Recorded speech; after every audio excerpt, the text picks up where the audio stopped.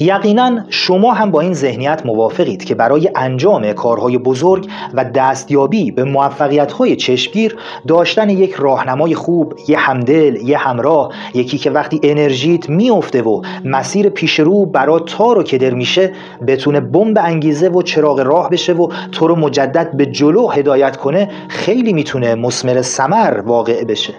لزوما هم نباید اون فرد معلمت باشه، گاهی اوقات یک دوست و همشاگردی از راه میرسه و اون فرد تاثیرگذار توی زندگیت میشه. دقیقاً مثل جایگاه و نقشی که رویا بهشتی زواره از مقطع دبیرستان فرزانگان تا لحظه بدرود حیات پروفسور مریم میرزاخانی برای ایشون ایفا کرد و حتی بعد از جاودانگی مریم در آسمان علمی دنیا این رسم رفاقت از سوی رویا همچنان وفادارانه ادامه داره. اگه علاقه‌مندید این استاد ریاضی دانشگاه واشنگتن که یکی از شناخته شده ترین ریاضیدانان ایالات متحده و افتخار ما ایرانی ها و هموطنمون هستند رو بیشتر بشناسید، این ویدیو رو تا انتها دنبال بفرمایید.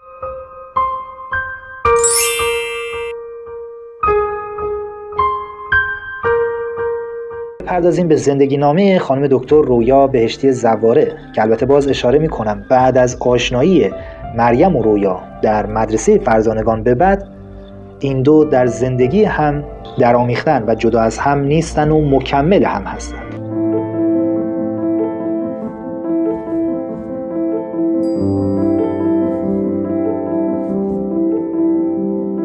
رویا بهشتی زواره در سال 1356 در اصفهان متولد شده و در خانواده متشخص و با دانش زیر نظر تعالیم مادر گرامی و پدر بزرگوارشون فاطمه گنجی زواره و حشمت الله بهشتی زواره پرورش یافته. رویا به جز یکی از خواهرانش به نام ندا که با اون به صورت دوقلو به دنیا اومده، یک برادر و یک خواهر دیگه هم داره. باید به این نکته هم اشاره کنم که دو خاندان گنجی و بهشتی در شهر زواره از توابع استان اصفهان از خانواده‌های اصیل این شهر هستند و افراد تحصیل کرده و متشخص و با دانش در این دو خاندان فراوان دیده میشه. خب عزیزان، این رو باید صادقانه با شما در میون بذارم. طبق جستجوهام تصاویر واضحی از خانواده دکتر بهشتی زواره وجود نداره و این تصاویری که شما دیدید برگرفته از پیج اینستاگرام هتل دربند زواره در اصفهان هست که در سفری که خانواده دکتر رویا بهشتی زواره به شهر آبا و اجدادیشون داشتن و مهمان اون هتل رستوران بودن، صاحب اون هتل به یادگار با اونها عکس هایی گرفته و در اون پیج منتشر کرده و این عکس هایی که شما دیدید با اجازه از مدیریت محترم هتل و ادمین اون پیج اینستاگرامی بوده و در اینجا استفاده شده.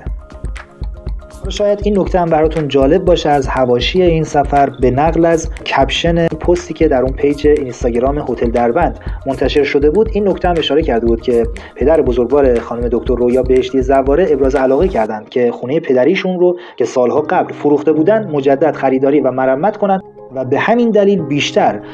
به شهر آبا و اجدادی یعنی شهر زواره رفت آمد کنند و در اونجا اقامت داشته باشند.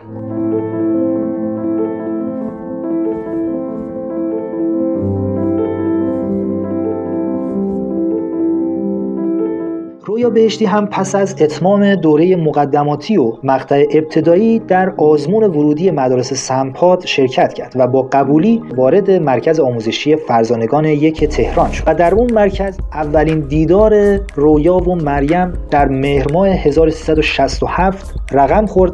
و با گپ و گفتی کوتاه در جلوی کتابخانه خیلی قدیمی تر مرکز فرزانگان و بعد از اون با نشستن هر دو روی یک نیمکت ماجرای دوستی و صمیمیتشون آغاز شد که اشاره کردیم این دوستی و صمیمیت تا لحظه بدرود حیات مریم و حتی بعد از جاودانگیش در آسمان علم همچنان از سمت رویا وفادارانه و پایدار ادامه داره. حالا این که گفتیم این دوستی و صمیمیت و یا رسم رفاقت همچنان از طرف رویا ادامه داره به خاطر این هست که در روز 12 می یا 22 اردیبهشت که روز تولد مریم هست و در تقویم جهانی به عنوان روز بزرگداشت زنان در ریاضیات هم به ثبت رسیده، رویا بهشتی زواره همیشه پای ثابت دعوت مجامع علمی مختلف بوده برای سخنرانی و خاطره‌گویی و در 12 می 2021 یا 22 اردیبهشت 1400 خانم رویا بهشتی زواره یکی از سخنرانان وبینار بنیاد علمی مریم بودند و از دو تحریف زندگی تحصیلی مریم در دوره دانش آموزی در مرکز آموزشی فرزانگان پرده برداشته و خودشون هم اشاره کردن همین مطلب رو در دانشگاه هاروارد که در اونجا هم دعوت داشتن برای سخنرانی مطرح کردن که هر ساله در دانشگاه هاروارد به نام مریم در روز 12 می و روز بزرگداشت زنان در ریاضیات این مجمع علمی همه ساله برگزار میشه و اذعان کردن که در کتابی خوندن و جایی هم شنیدن که حقایق زندگی مریم تغییر کرده به سمع و نظر مردم رسیده و حقیقت ماجرا رو بازگو کردن که به این شرح ایشون گفتن ما بعد از ورود به مرکز آموزشی فرزانگان به مدت 7 سال در اونجا درس خوندیم، یعنی 3 سال مقطع راهنمایی و 4 سال مقطع دبیرستان طرح قدیم و مریم در سال اول راهنمایی در تمامی دروس مثل فیزیک، زیست شناسی و حتی انشا که کتاب‌های زیادی خونده بود و علاقه به نویسندگی داشت نامبروان بود و همیشه نمرات عالی می‌گرفت به جز درس ریاضی که معلم ریاضی ما در سال اول راهنمایی خانم کمالی بودن که بسیار خوب و دقیق درس میدادن ولی به شدت هم سختگیر بودن و همیشه برای تمام دانش آموزانی که با ایشون درس داشتن امتحان ریاضی پر استرس برگزار می شد. در ثلث اول از سال تحصیلی اول راهنمایی مریم امتحانش رو مطلوب نداد و خیلی تلاش کرد که در ثلث دوم جبران کنه و نمرات عالی بگیره. در ثلث دوم نفر سوم کلاس شد، یعنی نفر اول نمره 18 گرفت از 20 نمره، نفر دوم 17 و خورده و نفر سوم که مریم بود نمره 16 و نیم گرفت که بسیار ناراحت بود از این نمره‌ای که گرفته علیرغم تلاشی که کرده. و خانم دکتر رویا بهشتی اینطور ادامه دادن که مریم خیلی از گرفتن این نمره علیرغم تلاشش شدیداً ناراحت بود و به محض اینکه برگه امتحانی رو گرفت توی کیفش نگذاشت و اون رو پاره کرد و رو به من کرد و گفت دیگه با ریاضی کاری ندارم. ایشون اذعان کردن که بعد از این اتفاق به فاصله خیلی کوتاهی تعطیلات تابستانی اومد و ما تقریبا از هم بیخبر بودیم به جز اینکه چندین بار تلفنی خیلی کوتاه با هم صحبت کرده بودیم و در شروع سال دوم راهنمایی یعنی مهر 68 مریم کاملا متفاوت از چند ماه قبل ظاهر شد و تمام اون ناامیدی و سد ذهنیش رو کنار گذاشته بود و خیلی هم پر انرژی و پر قدرت ادامه داد. این حقیقت ماجرا بود از زبان خانم دکتر رویا بهشتی زواره. حالا اگه بخواید بدونید که تحریف در کجا صورت گرفته و ما هم اتفاقا بارها شنیدیم، اینجاست که گفته شده مریم از ترس متوجه شدن خانواده‌اش برگه امتحانی رو پاره کرده که حقیقت ماجرا همچین چیزی نیست و بارها هم شنیدیم و یا دیدیم در ویدیوهای مختلف یا متون مختلف که نوشتن مریم بعد از گرفتن نمره پایین از سوی معلم ریاضی سرزنش شده و روبرو شده با جملات منفی از آینده خودش با درس ریاضی که باز هم خانم دکتر رویا بهشتی زواره میفرمایند که اصلا اینطور نیست. حقیقت ماجرا رو تعریف کردن و گفتن که اتفاقا مریم بعد از مقطع راهنمایی و در اول دبیرستان بعد از اینکه متوجه شد خانم کمالی که بعد از اخذ مدرک دکتراشون از دانشگاه تهران مجدد قرار معلم ریاضی دبیرستانشون هم باشن بسیار ابراز خوشحالی کرده از اینکه ایشون مجدد قرار دبیرشون باشن. از مجموع سخنان خانم دکتر رویا بهشتی زواره میشه این چنین استنباط کرد که رویا و مریم در دبیرستان فرزانگان هر آنچه که در مسیر علاقمندی به ریاضیات و پیشرفت در این درس میخواستن رو بهش رسیدن، مثل تربیت آموزشی مناسب، اساتید بسیار خوب و تأثیر مثبت محیط این مرکز بر کشف مسیرهای تازه در زندگی علمیشون و مهمتر از همه معادله های المپیادی. شاید اگه هر دوی اونها 10 سال زودتر به دنیا اومده بودن هرگز فرصت های بزرگی که در زندگیشون به دست آوردن رو به چشم نمیدیدن و حتی ممکن بود به یکی از هزاران استعداد سوخته ایرانی در کشاکش تحولات انقلاب و جریان مردمی دفاع در جنگ 8 ساله تبدیل بشن. ولی اقبال با اونها یار بود و در فصل سازندگی و رویش‌ها تفریح مشترکشون شد قدم زدن تو راسته کتاب فروشی‌های میدان انقلاب و بازدید از کتاب‌های مختلف و اطلاع از انتشارات جدیدالورود به بازار مطبوعات که شاید میشه گفت باعث شد جرقه این تصمیم به ذهنشون برسه که به اتفاق هم نزد مدیر وقت مرکز آموزشی فرزانگان برن و درخواست کنن که کلاس‌های المپیادی مثل دبیرستان‌های پسرانه در مرکز آموزشی اونها هم برگزار بشه. خانم خیریه بیگم حائری‌زاده مدیر وقت مرکز آموزشی فرزانگان تو ثبت خاطراتش اینطور آورده که از اون پیشنهاد خیلی تعجب کرده. آخه تا به اون روز هیچ دختری نتونسته بود عضو تیم المپیاد دانش آموزی کشورمون بشه و اساساً یک منطق اشتباه در بین جامعه علمی کشور مرسوم بود که اصلاً مگه دخترها هم از ریاضی چیزی میفهمن؟ خانم حائری‌زاده در مورد عامل مهم موفقیت این دو چنین گفته: مریم و رویا هر دو در عمل نشان دادن که به این باور رسیده بودند که حضور و تعلیم معلم فقط میتونه یک راهنما و تسهیل کننده باشه و این خودشون هستند که باید تلاش کنن که درست بیاموزن. اونها به خوبی چگونه یاد گرفتن و اتکا بر توانایی هاشون رو آموخته بودن و به صورت یک تیم واقعی با هم کار میکردن. خانم مدیر درخواست رویا و مریم رو به انجام رسوند و جسارت بدعت آمیز ایشون آینده این دو دانش آموز رو به کل تغییر داد. برای رویا و مریم که علاوه بر هوش سرشار و پشتکار، اعتماد به نفس بالا ویژگی برجسته رویا و تواضع ویژگی ممتاز مریم بود، اینکه هیچ دختری در تیم المپیاد نیست تبدیل به انگیزه فوق‌العاده شد تا مرزهای ریاضی در ایران رو برای همیشه جابجا و نامشون رو جزء نخستین‌هان در تاریخ علمی دانش آموزی ایران ثبت کنن و تو مسیر موفقیت هاشون تونستن از بیشتر پسرها پیشی بگیرن و در سن 17 سالگی به عضویت تیم المپیاد ریاضی کشورمون در بیان و رهسپار المپیاد بین‌المللی ریاضی هنگ کنگ در سال 1994 میلادی بشن. و جالب این که تو همون سال نخست رویا مدال نقره کسب کرد و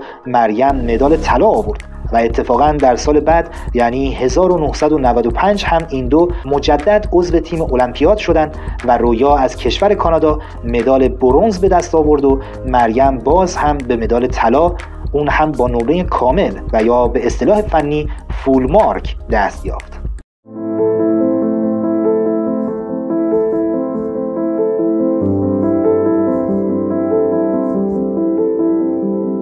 رویا بهشتی و مریم میرزاخانی در سال نهم دبیرستان در کمپ ریاضی که برای دانش آموزان سال بالایی به همراه دانشجویان و اساتید دانشگاه صنعتی شریف تدارک دیده شده بود، به درخواست و هماهنگی مدیر دبیرستان خانم حائری‌زاده با ریاست دانشگاه جناب آقای دکتر تابش شرکت کردند که به دلیل استعدادشون به عنوان استثناء مجاز بودند و دیگه اندک اندک به اثبات میرسید که این تفکر غلط که المپیاد ریاضی و دانشگاه شریف تنها برای پسرهاست باید به دست فراموشی سپرده بشه. پس در سال 1374 دانشگاه صنعتی شریف به رویا و مریم خوش آمد گفت. اما در کنار توفیقات متعدد علمی، همچون تمام آدم‌های بزرگ دنیا که روزگار فراز و نشیب‌های فراوانی به مصداق شادی و تلخی در گذر عمر براشون تدارک دیده، این دو نیز از این قاعده مستثنا نبودند و تو زمان دانشجویی حادثه تلخ تصادفی براشون رقم خورد که در ویدیوی قبل اشاره کردیم که ماجرای تلخ این حادثه رو از زبان مریم در این ویدیو بازگو خواهیم کرد و به صورت مفصل بهش خواهیم پرداخت. همزمان با برگزاری 22مین دوره مسابقات ریاضی دانشجویی، نخستین سمینار دانشجویی ریاضی نیز از 22 تا 25 اسفند ماه سال 1376 در دانشگاه شهید چمران اهواز برگزار شد. 29 نفر از دانشجویان دانشکده ریاضی دانشگاه صنعتی شریف هم به سرپرستی آقای مجتبی مهرآبادی با ارائه 15 مقاله در این سمینار شرکت کردند. اعضای تیم 3 نفره دانشگاه صنعتی شریف متشکل از خودم، ایمان افتخاری و حسین نمازی در بخش مسابقه موفق به کسب عنوان اول تیمی شدیم. پس از پایان سمینار، اتوبوس حامل 27 نفر از دانشجویان دانشگاه اهواز رو اول به مقصد همدان که بتونیم کمی هم از این شهر تاریخی بازدید کنیم و سپس تهران ترک کرد. تو مسیر برگشت داخل اتوبوس پشت سر ما در صندلی‌های عقب دانشجوهای پسر علی حیدری و بردیا حسام قسمتی از راه یا ستار می نواختند و آواز می خوندند و یا مشاعره می کردند و آرمان بهرامیان هم از شاهنامه شعر می خوند. ما صندلی ها رو خوابونده بودیم و گوش می دادیم و من به شخصه به این فکر می کردم که دیگه شاید رود کارون رو از نزدیک نبینم و به نظرم همگی ما بازماندگان این حادثه به تنها چیزی که فکر نمی‌کردیم این بود که دفعه بعد ستار رو شکسته ببینیم. نفهمیدیم چطور شد که خوابمون برد که ساعت 2:30 بامداد 26 اسفند اتوبوس در محور اندیمشک پل دختر در محلی به نام پل تنگ به دره زال در استان لرستان در هوای بارانی منحرف شد و به دره سقوط کرد. من و رویا هم مثل خیلی از دانشجوهای دیگه به شدت زخمی شده بودیم. رویا از ناحیه سر دچار خونریزی شده بود و تشخیص تیم پزشکی توی بیمارستان این بود که از داخل و ناحیه کبد هم دچار آسیب شده و باید چند عمل جراحی رو پشت سر بگذاره و منم از ناحیه پا دچار شکستگی شده بودم که زمانی که منو برای تصویربرداری و سونوگرافی می بردن لابلای آه و ناله بچه ها و دلهوره اطلاع از سلامتی تک تکشون از گفته های مابین دکتر و پرستارهای اورژانس شنیدم 9 نفر از کاروان دانشجوییمون فوت شدن. متاسفانه در این سانحه دلخراش 2 راننده و 7 نفر از نوابغ ریاضی کشورمون جان باختن و پیکر درگذشتگان با حضور خانواده و جمعیت کثیری از دانشگاهیان در روز 27 اسفند ماه 1176 در دانشگاه صنعتی شریف تشییع شد. در این سانحه دلخراش متاسفانه به همراه 2 راننده 7 نفر از مسافران شامل 6 دانشجوی نخبه ریاضی دانشگاه صنعتی شریف به نام‌های آرمان بهرامیان ورودی 75، رضا صادقی، علیرضا سایبان و علی حیدری ورودی 74، فرید کابلی ورودی 76 در مقطع کارشناسی ارشد و مجتبی مهرآبادی دانشجوی دکترا و همچنین 1 دانشجوی دانشگاه تهران به نام مرتضی رضایی جان باختند. عزیزان، در حین جمع‌آوری اطلاعات برای این بخش سقوط اتوبوس کاروان دانشجویی من به یک مورد عجیبی برخوردم که حیفم میاد براتون نگم. دانشجو رضا صادقی که یکی از درگذشتگان همین حادثه بود 1 هفته قبل از این حادثه تب شعر داشتن و شعری گفته بودن که بخشی از این شعر بسیار به این حادثه شبیه است. من از رو براتون میخونم، بشنوید و مقایسه کنید که چقدر زیبا و غم‌انگیز این حادثه رو 1 هفته قبل از اتفاق افتادن شرح داده. یعنی این سروده رو در 19/12/1176 گفتن و در 26/12/76 این حادثه رخ داده و آسمانی شدن. ما 7 تن بریده ز پستی فریب و آز، در آن هنگام که برگ‌های رقصان درختان را ودا می‌گویند، برایم گودالی بکرید. در آن هنگام که بستری از برگ برای خفتن ابدیم آماده می شود، کلاغ‌ها را به آسمان خون گرفته دعوت کنید. و آنگاه که در بستر آرام می گیرم، چادر پرستاره شب را بر آسمان بگسترانید و سکوت را با من تنها بگذارید. اطلاعات دیگری هم برای این بخش آماده کردم که بعد از این حادثه و فوت این نوابغ علمی کشورمون برای زنده نگه داشتن نام و یاد و تلاش‌های علمی و دستاوردهایی که در عرصه دانش داشتند اجرا و برگزار شده که شنیدنش و دونستنش خالی از لطف نیست. خوبه بدونیم به منظور تجلیل و بزرگداشت این نوابغ علمی سازه و لوح یادبودی در فضای مجاور دانشکده ریاضی دانشگاه صنعتی شریف ساخته و به یادگار نصب شده و جوایز سالانه‌ای هم در دانشگاه به نام هر یک از اونها تعیین شده. جایزه دکتر مهرآبادی به منظور بزرگداشت مرحوم مجتبی لطفی‌زاده مهرآبادی سرپرست گروه دانشجویان تو این سفر تلخ که تحقیقات فراوانی در زمینه نظریه گراف و ترکیبات انجام داده بود و حدود 10 مقاله پژوهشی مرتبط در نشریات معتبر بین‌المللی منتشر ساخته بود، به بهترین مقاله دانشجویی در زمینه ترکیبات اهدا میشه. جایزه فرید کابلی نیز هر سال به بهترین مدرس تمرین ریاضیات عمومی 1 و 2 اهدا میشه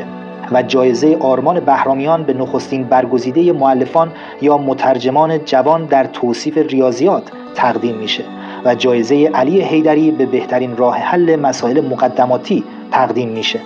جایزه رضا صادقی نیز هر ساله به طراحان مسائل برگزیده برای ارسال به المپیاد جهانی اهدا میشه. جایزه علیرضا سایبان جایزه سالانه دیگری است در دانشگاه شریف به پاس تحقیقات مستمر این دانشجو در زمینه نرم افزار و به برنده مسابقات برنامه‌ریزی نرم افزاری تقدیم میشه. خانواده علیرضا سایبان یکی دیگه از این نوابغ کشته شده در این حادثه که افتخار استان خودم استان گیلان هست، شهر بندرانزلی، مراسم یادبود رو هر ساله براش برگزار میکنن و حتی بعد از فوت مریم میرزاخانی همایش تکریمی برای این دو نخبه فقید برگزار شده بود. به یاد آرمان بهرامیان یکی دیگه از نوابغ کشته شده در این حادثه، یک هنرستان کار دانش دخترانه در استان اصفهان به نام ایشون نامگذاری شده. برای علی حیدری و مریم میرزاخانی، دو نخبه جوان کشورمون، به همت بنیاد علمی نخبگان و آموزش و پرورش استان کردستان بعد از فوت مریم همایشی در 22 آذر 1396 تقریباً 3-4 ماه بعد از فوت مریم در کردستان برگزار شده. اجازه بدید در این بخش برای نکته پایانی هم یادی کنیم از مرحوم بابک فرزاد، یکی دیگر از نخبگان علمی کشورمون که همدوره دبیرستان و دانشگاه رویا و مریم بود و اتفاقا در المپیاد بین‌المللی هنگ کنگ در سال 1994 اولین مدال خوشرنگ برنز رو در رشته کامپیوتر برای کشورمون به ارمغان آورد و همراه بسیاری از نخبگان اون دوره با رئیس جمهور وقت دیدار کردن و ازشون تجلیل به عمل اومد که بعد از دانشگاه صنعتی شریف بورسیه دانشگاه تورنتو کانادا شدند و بعد از اخذ دکترا با سمت استاد در دانشگاه بروک این کشور مشغول تدریس و تحقیق بودند که 1 سال بعد از مریم که در سال 1396 فوت کرد، ایشون هم به بیماری سرطان مبتلا شدند و در سال 1397 جان به جان آفرین تسلیم گفتند که برای تمام درگذشتگان، خصوصا جهادگران و تلاشگران عرصه علم و فناوری و دانش، طلب آمرزش و مغفرت و آرامش داریم. بپردازیم به ادامه زندگی نامه دکتر رویا بهشتی زواره. ولی خب این اتفاق تلخ پایان کار رویا و مریم نبود و در تابستان داغ 1378 که دانشگاه‌های ایران در تنور حادثه کوی دانشگاه میسوخت، این دو مشترکاً کتاب نظریه اعداد رو نوشته و به چاپ رسوندن که یک راهنمای کاربردی برای دانش آموزان دبیرستانی است که چگونه می‌شود یک المپیاد ریاضی را برد و تجربه بلند اونها در کسب نشان‌ها و مدال‌های خوشرنگ و متعدد المپیادهای بین‌المللی رو در بر داشت.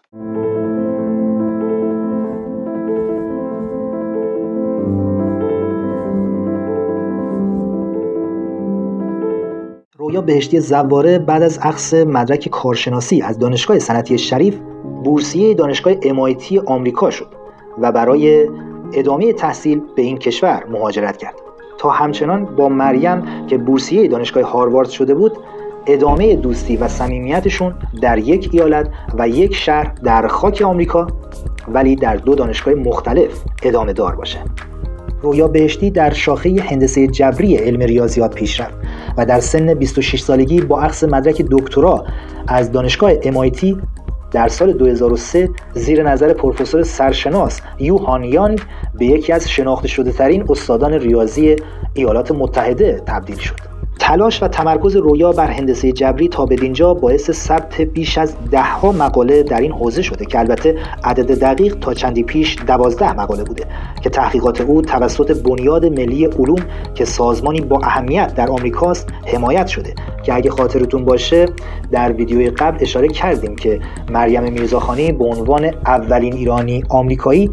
به عضویت این سازمان علمی معتبر در اومده بود. خوب این اطلاعات رو در مورد هندسه جبری داشته باشید. به طور کلی هندسه جبری شاخه‌ای از ریاضیات است که مفاهیم جبر مجرد به ویژه جبر جابجایی را با مسائل هندسه می‌آمیزد. این شاخه از ریاضیات مدرن با آنالیز مختلط توپولوژی و نظریه اعداد در ارتباط تنگاتنگ است. هندسه جبری در علم ریاضیات تاریخ بسیار گسترده‌ای داره، به طوری که بخشی از مطالعات جناب ارشمیدس مسائلی پیرامون مقاطع مخروطی رو تشکیل میداده و حتی عمر خیام نیز معادلات درجه سوم رو از طریق مقاطع مخروطی و قطع دادن دایره با سهمی از معادلات درجه دوم حل می‌نموده و همچنین ابن هیثم فیزیکدان ایرانی قرن 10 میلادی برای محاسبه مسافت‌ها از معادلات درجه سوم هندسه جبری استفاده می‌کرده. یه نظریه جالب و مفهومی هم وجود داره از آقای دیوید مامفورد پروفسور بازنشسته ریاضیات کاربردی از دانشگاه براون که هندسه جبری رو پیچیده و محرمانه و بسیار مجرد توصیف کردند و گفتن که علاقه‌مندان رشته هندسه جبری در ریاضیات به طور سری در حال برنامه‌ریزی و نقشه‌ریزی و تلاش برای تصرف بقیه علم ریاضیات هستند. رویا بهشتی به ترتیب در سال 2003 پژوهشگر ارشد ریاضی در مؤسسه ریاضیات ماکس پلانک آلمان شده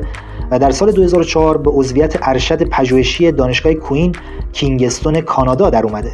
و در 27 سالگی با مدرک فوق دکترای ریاضی عضو ارشد پژوهشی دانشگاه کالیفرنیا برکلی آمریکا انتخاب شده و از سال 2006 و 29 سالگی با سمت استادیار به تدریس رشته محبوبش در دانشگاه واشنگتن در سن لوئیس آمریکا مشغول شده. دستاوردهای فراوان رویا بهشتی زواره به عنوان شاهد دیگری بر نقش سیستم‌های پشتیبانی آموزش در موفقیت یک فرد محسوب میشه و به گفته خودش معلمان و خواهران و برادر او همگی نقش مهمی در زندگیش داشتن. برای نکته آخر اشاره کنم که خانم دکتر رویا بهشتی زواره در جایی برای تقدیر از پدر و مادر بزرگوارشون اینطور گفتن که هر کاری که در زندگی انجام میدهم مدیون آنها هستم. خب عزیزان، ممنونم که حوصله کردید و تا انتهای این ویدیو همراه بودید. کاستی های این محتوا رو به بزرگواری خودتون ببخشید. لطفاً انتقاد، پیشنهاد و نظراتتون رو در قسمت کامنت ها بنویسید. خیلی برام ارزشمنده و میتونه چراغ راه باشه برای تولیدات بعدی که برای زندگی نامه بانوان برجسته تاریخ ایران و جهان قراره با همراهی شما انجام بدیم. و اگه شخص خاصی مد نظرتون هست که در آینده به زندگی نامش بپردازیم، لطفاً در قسمت کامنت ها پیشنهادتون رو بنویسید. سابسکرایب کانال، لایک ویدیو یادتون نره. خیلی ارادت داریم. حق نگهدارتون.